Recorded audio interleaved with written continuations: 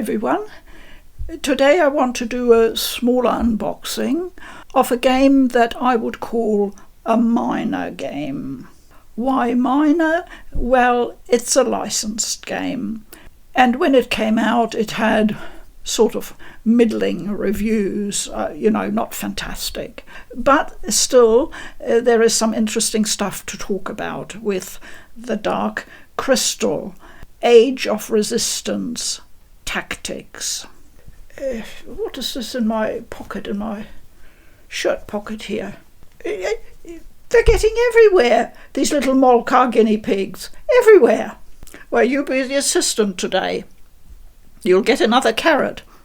So this particular edition was put together by Limited Run Games.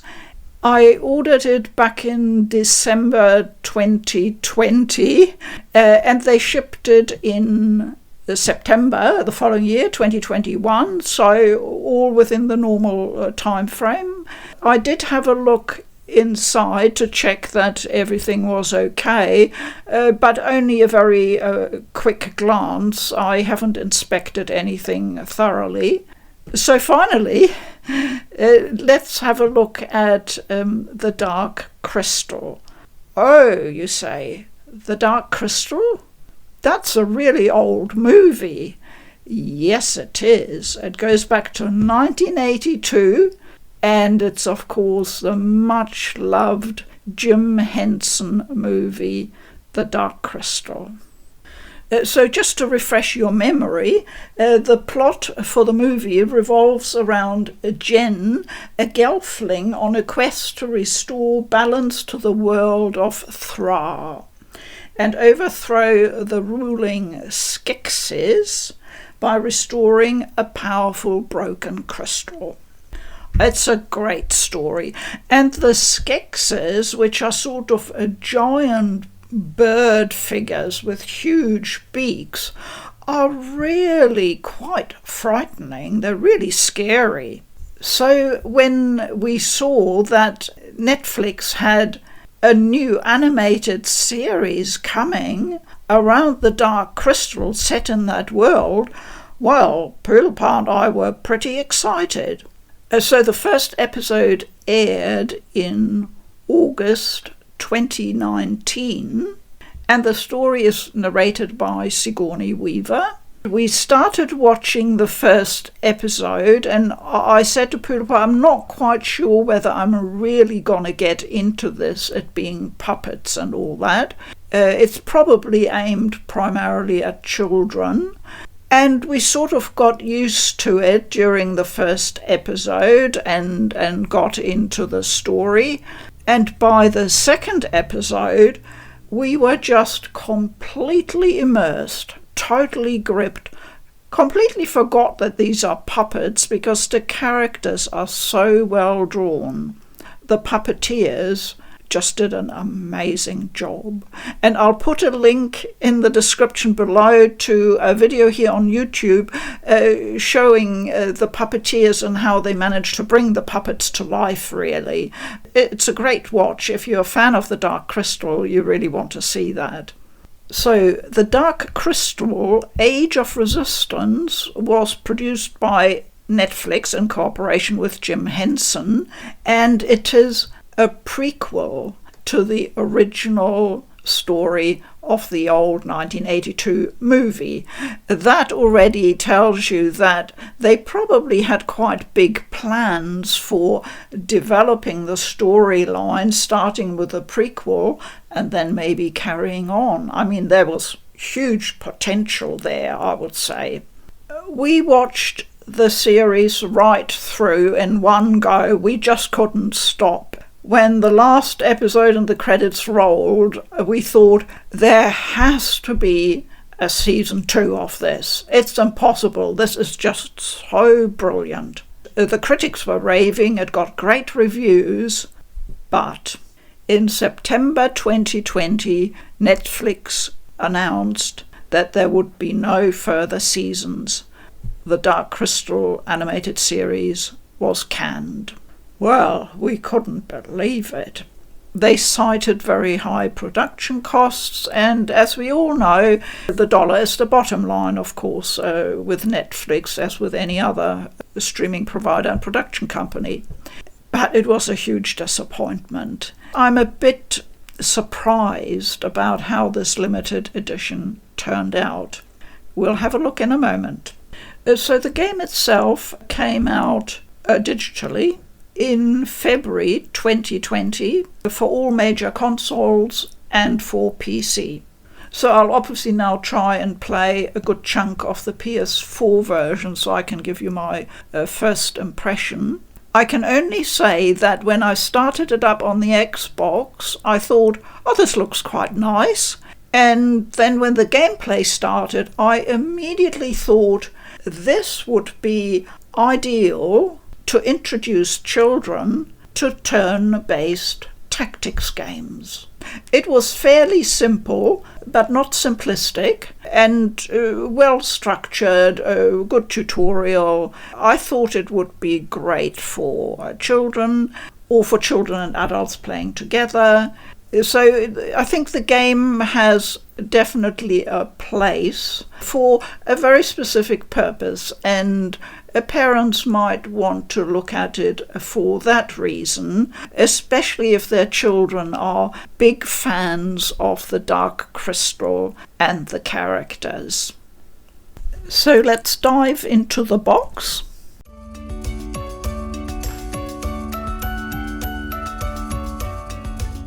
There's only the front cover illustration and the side illustrations. The box is very, very lightweight.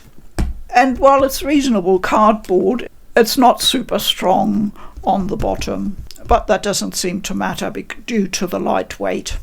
They have printed information on the contents on the back of the box, but they have used medium brown print on a dark brown background, which somehow does not work terribly well. I'm sorry, it's purple print on a dark brown background. It still doesn't work very well. So the information says official merchandise. The Dark Crystal is a licensed trademark of the Jim Henson Company. Blah blah 2020 Netflix. The developer is listed BonusXP, they're called, not a well-known company. As far as I could find out, they've only made this game and another one, Stranger Things 3, so another licensed game. And the publisher is listed En Masse Entertainment and also Limited Run Games. Obviously they were responsible for putting this limited edition together. And it was imported by a company called Development Plus in 2019, made in China.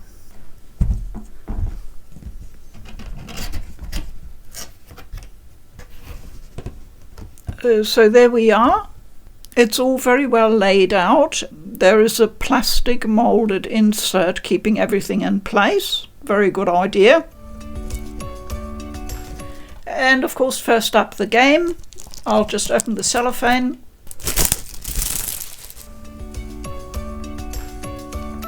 The age rating is E10+. So it is a fairly dark story, as you probably realise, so obviously not suitable for much younger children, but around 10 years old should be fine upwards.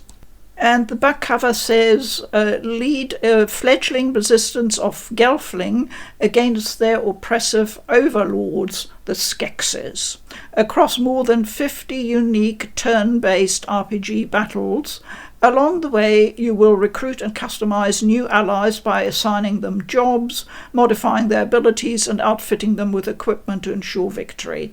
With 14 playable characters, including familiar faces from the classic film and the Netflix original series, you build your own teams and devise winning strategies to overthrow the rule of the Skeksis and restore light to the Gelfling homeworld of Thra.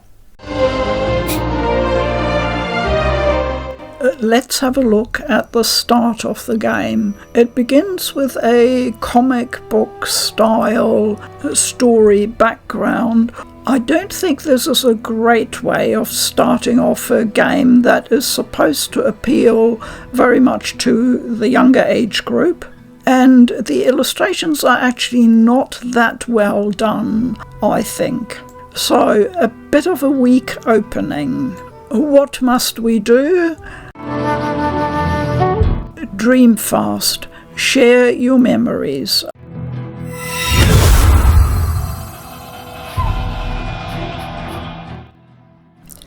Here you are introduced to the overworld map, which is also your home. Everything happens from this place, both story and mission-wise. You start out here. So that's our introduction to the very first event. And we need to dive into a dream-fast memory, the darkening, which is in fact the introductory tutorial. I'm going to skip quite quickly through this, because if you know what the word turn-based means, you will know what this is, and you don't need to see a whole tutorial aimed at real beginners. My only comment is that the tutorial is exceedingly well done, which is why I mentioned in the video earlier that this is great for teaching youngsters in particular about the basics of turn-based combat. Here is the all-important ring with your skills, not many yet, and you can see the animations are really nicely done. Kids will surely love seeing Deet fly.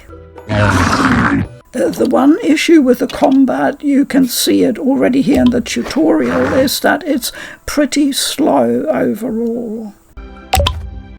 I am here. Tell me, what is this darkening? It is an evil spreading from the crystal of truth. But why have you summoned me? You must warn the other Gelfling clans, rally them to our cause. And this is indeed the main mission for the whole game, to unite all 7 Gelfling clans. Here are your options. There are 3 difficulties available. You are guided to your next mission, and this particular one you will recognize if you've watched the Netflix series. You can see that the 3D puppet characters are really nicely done.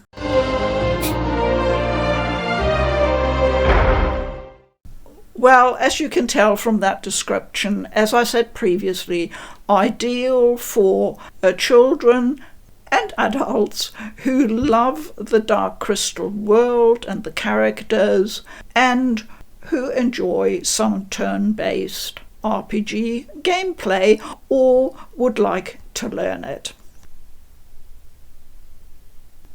Here's the disc, and the inside cover has some print design as well, and it comes with a small instruction manual. We don't often see those anymore. I talk a lot with people on Twitter about this, and everybody really regrets that we don't get them anymore and feels nostalgic about the old days when we got wonderful printed manuals. So welcome to Thra, and just some basic information really. It's suitable to get kids started. Kids don't want to read a load of text, but there is some quick information here about all the different jobs. So I would describe these as small art prints. However, they're printed on glossy paper, a bit like if you print your photos at home on thinner paper. That's what it feels like. But you could certainly put them in a small frame for display purposes. And here we have a sticker sheet. And those figures look really good. That's very nice print. You want another carrot? We're running out of carrots here in New Zealand. So here are the Gelfling clans of Thra on a small cloth. It's a simple design, but the material is good and it's well printed. And here we have an enamel pin. They call it a crystal pin. And if you remember the shape of the dark crystal itself, you know that this is pretty much similar. And the final item in the limited edition, this is the one I initially had some hopes for, because it was listed when I ordered it as a plushie. It is in fact called a collector's edition, and the PS4 version was limited to 1,000 copies only. The box contents are listed as the game itself, obviously, outer box, full colour manual, that's all correct, interior art. There is no interior art.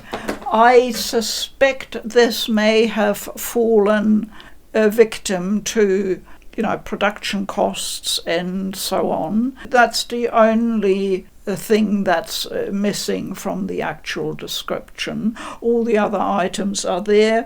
Crystal enamel pin, sticker sheet, overworld cloth map, a branded litho print. I had imagined that might be a bit bigger than what it is, I have to say.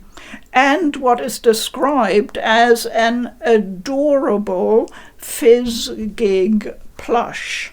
So this is the Fizzgig, which, if you're familiar with the Dark Crystal, you will probably remember and recognise, and they can be quite funny, but I would draw the line at calling the Fizzgig adorable.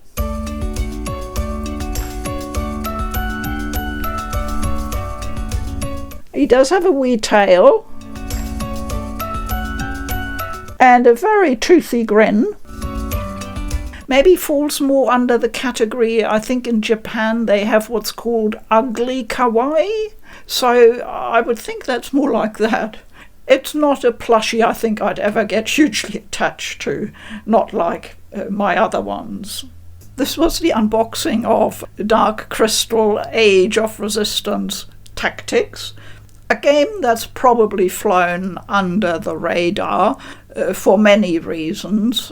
I remember checking reviews at the time it came out, and everybody seemed to agree that the mechanics were actually okay, but it got a bit grindy and repetitive as you got further into the game. Age of Resistance works like most RPGs, which is a good thing in terms of skills, equipment, and the all-important jobs. And here you see Augra explaining the jobs grid. You have to level up your original job to unlock more advanced ones. Now, the interesting thing is that you can have more than one job. You can have a secondary job. That is good news. However, there's one drawback as well, and I will explain that in a video clip a bit further along.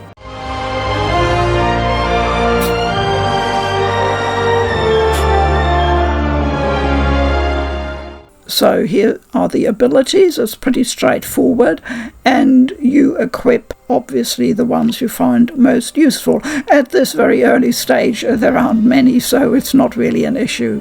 But you do accumulate quite a lot of them, so it's worth keeping an eye on them. Equipment is, like in any RPG, very important. A rusty old short sword is not going to do the job for very long. Now, the bad news is that equipment is fairly expensive. To add insult to injury, you cannot sell your old equipment. You simply replace it. That's where the grinding comes in. I found I needed to do a bit of grinding to be able to afford decent equipment. I just don't feel good about playing an RPG unless I can equip my characters decently. Rian and Gorgin escape the castle after witnessing a terrible secret, and if you know the Dark Crystal, you know what that is. Magic books are absolutely awesome in this game. They are super effective. The entangling bowler is an excellent skill. I use it all the time because it covers quite a long range, but the enemy can also use it on you. This is one of those stages where you had to get to a certain point to escape. Please, Gelfling, we are friends. Do not be foolish, please. Ah!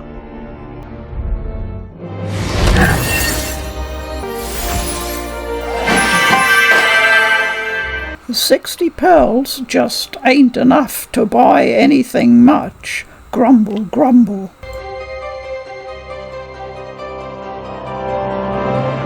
And here come the festering pools, a poisonous swamp. So, is this game a pushover, an easy peasy, not worthy of your consideration? Well, not quite.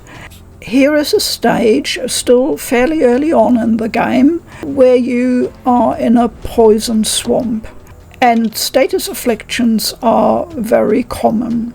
While you can do basic HP healing, I didn't have any characters at that stage that were capable of doing some simple poison healing or getting rid of other status effects. And that made this particular stage actually quite tricky, and the first time I went through, I actually was wiped out, my complete party. While this is something we often do encounter in RPGs, that in the early stage when your characters are still quite weak with few skills, you may find things tough and maybe have to do a bit of grinding. In a game like this, I think that really is unnecessary, and they should have designed that a bit better. But to be fair, I have to say this was the only level where I encountered such a frustrating problem. The game is good at giving you hints in difficult situations. So we know what to do. The question is how to do it. And we do have some reasonable skills like Knockaway and Shockwave, but I'm a bit hesitant to send my quite feeble troops into the lion's den over there, where they can be beaten to a pulp very easily, so it would be easier to do it from afar. You see there, if I try one option and it doesn't work out, I have to use the undo move, which is a bit awkward. I wish that was a bit better. So I try the Shockwave, and the Blighter resists it. Not only that, but a healer comes along, and now I get hit quite badly. So you see, it's actually quite tricky. You need to get in there into a melee fight, and my characters aren't that strong yet. My party gets hit with sleep or confusion over and over, having to wait out turns while it wears off. It can make the situation very difficult. If you then happen to get pushed back into one of these poison bogs, well, that's curtain call.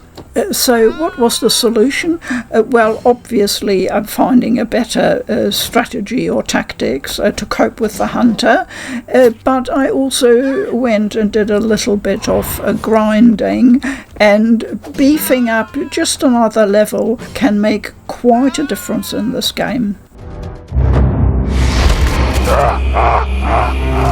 That evil laughter made me determined for revenge, and I got it. This is the drawback of the secondary job I mentioned before. You actually have to put it as your main job and level it up before you can then use the abilities. I know this sounds terrible, but In practice, it's actually not that bad. You don't lose your level, you don't go back to level 1, and you can get some useful abilities fairly quickly, so it's worth doing it just for a little while. I did it with my main character Rian and used him as a mender for a short while, so I get some extra specialised healing skills, and then put him back into his main job. I'm not sure I have yet fully grasped exactly how the system works. It looks very simple, but it is deeper than it looks. I think there are some nice possibilities for mixing and matching. And since you have a fair number of characters to play around with, certainly by the time you reach level 10, this is keeping me nicely occupied, trying to get various abilities leveled up and ready for my characters. The extra encounter missions are there specifically to help you with getting more pearls to buy stuff with, and also to level up your jobs.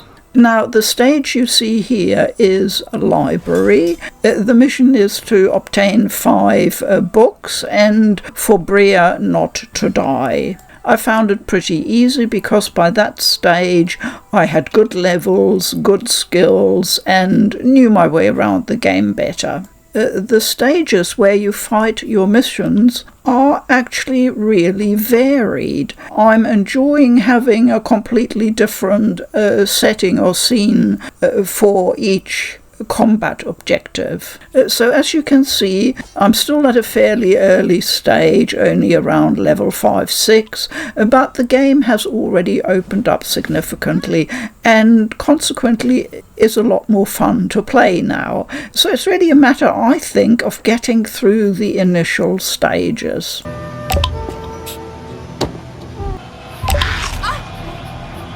If it isn't here, then it must be over there.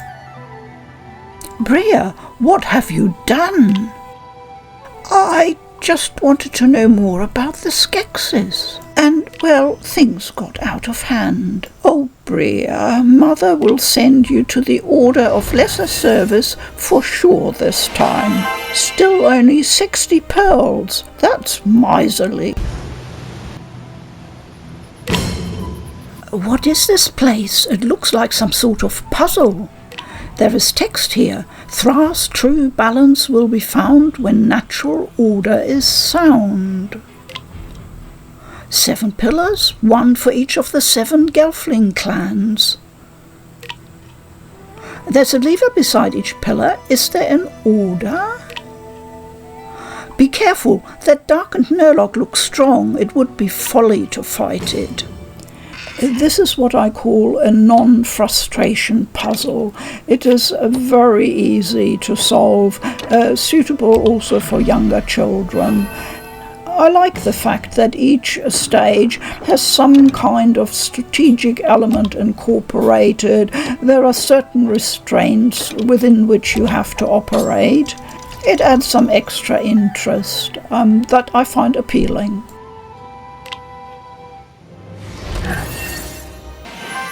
Yippee, we now get 80 pearls. I'll go giddy at the shop.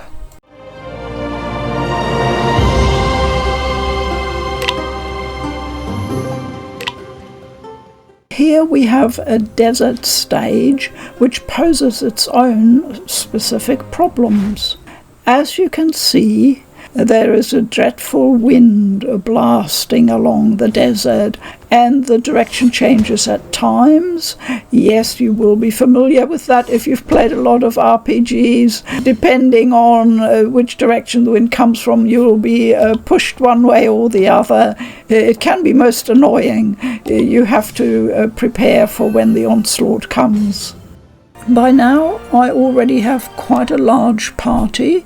There is a lot of stuff now in the equipment store, so it's quite a job keeping them all well equipped. I try to keep most of them well leveled up because you know what it's like. At some late stage, there will be one character who has to be in the party, and that'll be the one you've never leveled up. Begone Chamberlain. Your kind is no longer welcome, Drainer. Please, Gexes come only to help Gelfling living so far away. We bring them back to the castle, give them much-needed food and supplies. Don't listen to him. He plans to drain you all for your essence. A wicked Gelfling spread lies, capture the fugitives, and Skexel will reward you all at the castle. This is the final stage I'm showing you. I now have my main party members roughly between level 12 and 15. And I have started getting their secondary jobs underway with levelling up as well. So let's just quickly go over the pros and cons of the game as I've experienced them so far. The field maps, the character models and their animations, I think all look really nice. It's always a pleasure just taking it all in, and I think children in particular would be really thrilled with that. However, the graphics do fall down rather at the story level. The story is told in abbreviated format and really assumes some familiarity with the source material, in particular the Age of Resistance Netflix series.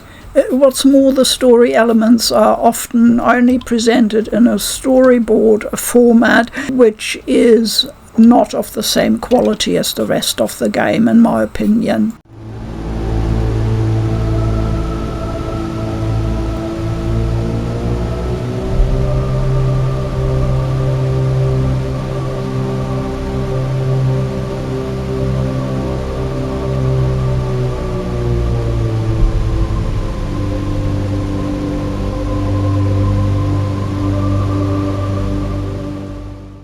However, you are given enough information that you can follow the game's story. I don't think that point should be a stumbling block. I have not noticed any performance issues at all. No bugs or glitches or anything else. It's been absolutely trouble-free for me playing on PS4 and PS4 Pro. The only thing I could mention is that some of the loading screens can be perhaps a bit on the longish side.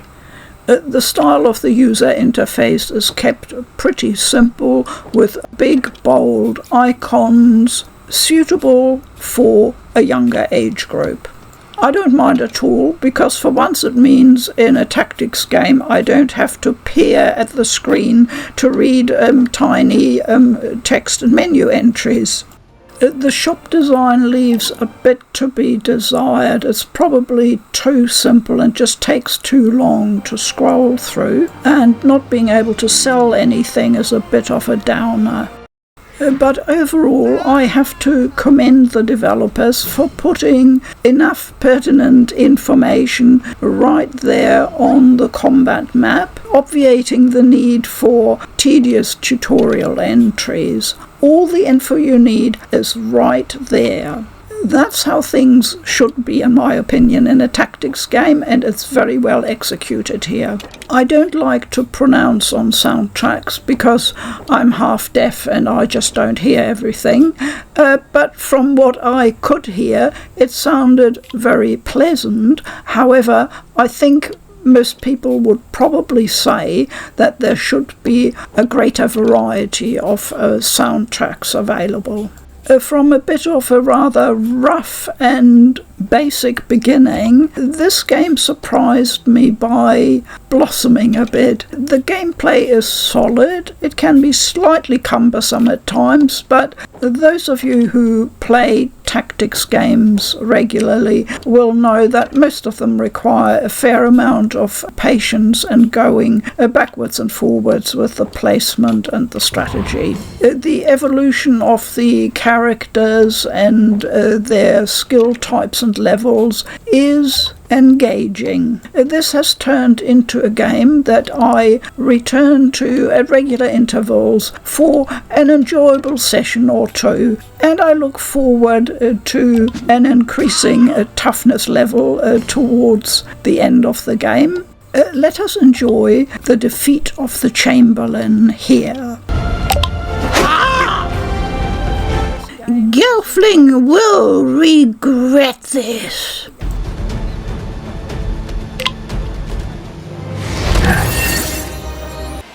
And what did I tell you? By now the rewards are looking a lot healthier. There are two things this game does not have. One is a journal where you could maybe look up and revisit what has happened so far. You can revisit story points in a fashion on the world map, but it is clumsy and it isn't quite the same as having a journal.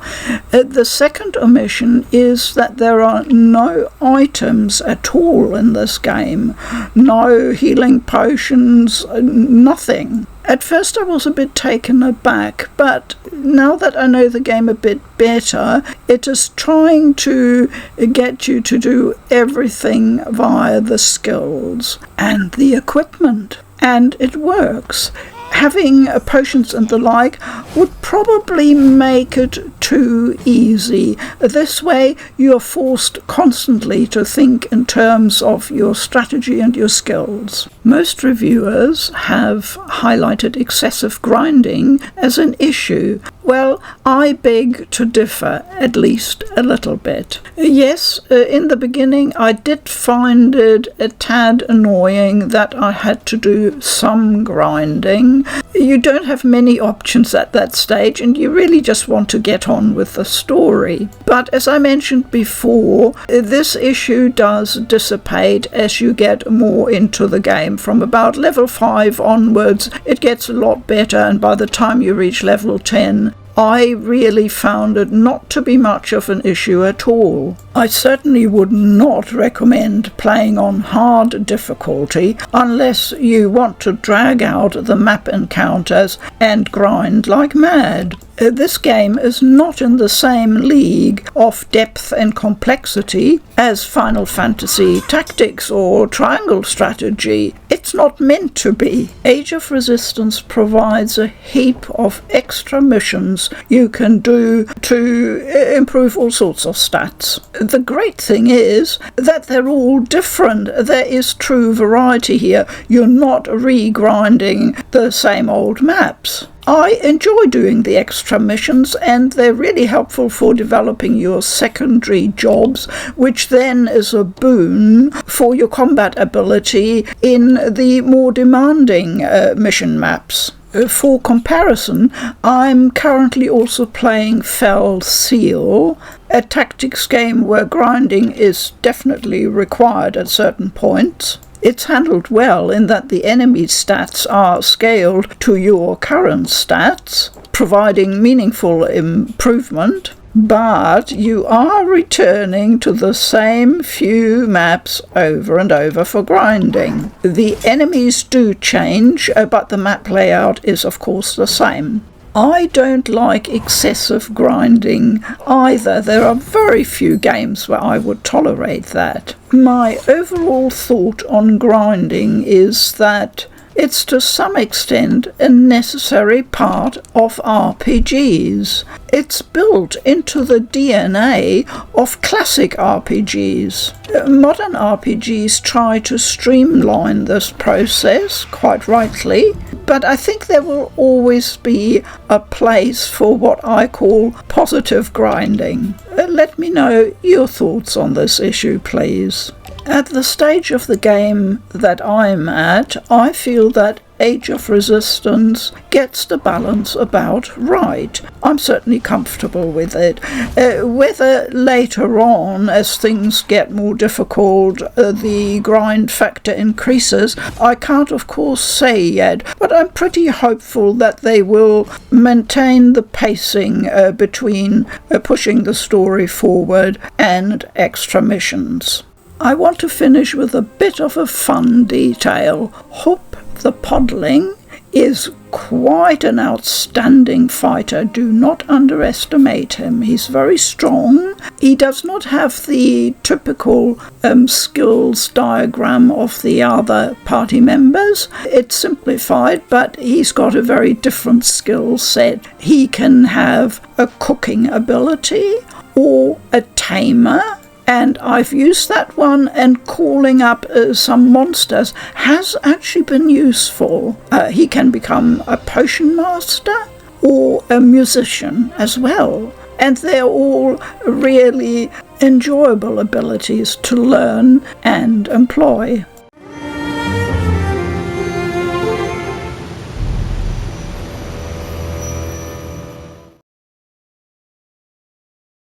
As always, thank you very much for watching. Please keep well. I'm Food for Dogs. Bye-bye.